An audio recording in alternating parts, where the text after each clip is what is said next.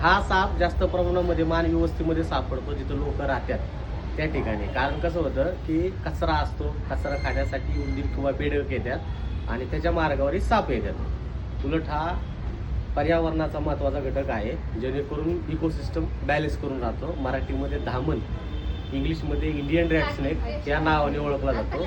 जवळपास हा 10 ते 12 फुटापर्यंत वाढतो, पण लोक कसं भीतीपोटी ह्याला घाबरतात आणि विषारी साप समजून ह्याला मारतात. तर ह्याच्यापासून कुठल्या प्रकारचा तुम्हाला धोका नाही. ह्याची ओळख बी साधी सिंपल आहे, लांबलचक असतो.